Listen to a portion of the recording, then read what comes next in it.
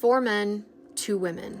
Then, in one of those moments you see coming but still shocks you when it happens, at 16/22/35, on the 10th day of the first month of 882, the last viable woman took her last breath, and the hope for human life on planet 52 went with her. Abraham's stoicism reacted with a single tear for the death of the species. For his wife, a partner in their political construct, he only felt a tickle of pity, a nagging pain at the back of his throat. She, like him, played her part as dutifully as she could. For that, and much more he didn't see important to dwell on, she had his respect and love, but theirs was not a romantic endeavor, and Abraham wasn't the kind to pretend it had been. In truth, Abraham felt something that humans rarely felt: sorrow for wasted time.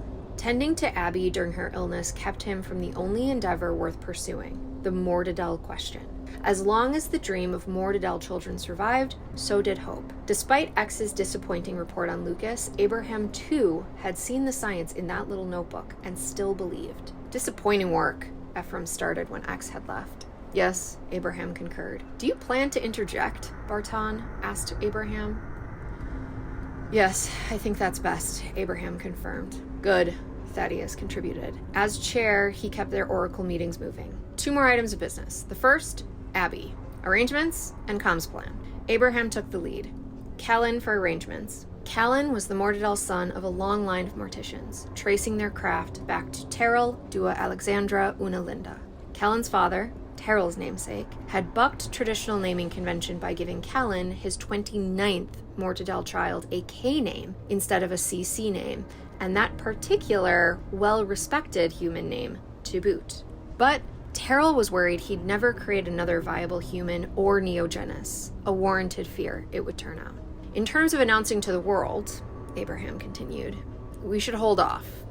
First, we handle the Forestians. Then, we consider it ahead of the World Fair. Her absence there cannot be easily explained. Any dissent? Efrem asked.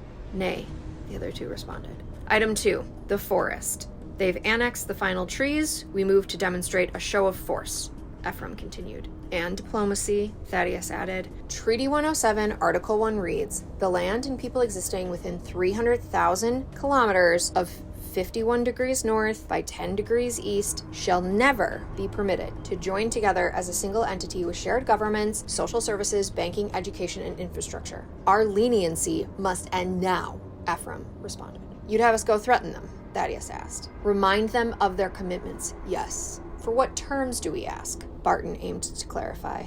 They dissolve the unification of at least 2 territories per 107, Efrem demanded. And if they don't comply, Barton asked. They will, Efrem assured. But if they don't, we will punish them until they obey. The precedent is clear. Although the rest of the oracles knew Efrem to be right, they had all inherited peace, as their fathers had. The burden of disrupting centuries-long peace made most uneasy. In comparison, Efrem was always looking for a fight. He took great pleasure in being an oracle, having access to all of the world's knowledge and deciding who got to know what when. The whole world feared what unknown weaponry the Isle hid, and Efrem never shied from exploiting that dread. That's the right call, Thaddeus said. I will ensure they comply. Although I appreciate your offer, Thaddeus, as part of my interjection with X, our first order of business will be to retrace his steps during his initial exploration of the forest. Abraham, yes, you must be our representative. We can't afford 2 of our last being in the same location, especially enemy territory.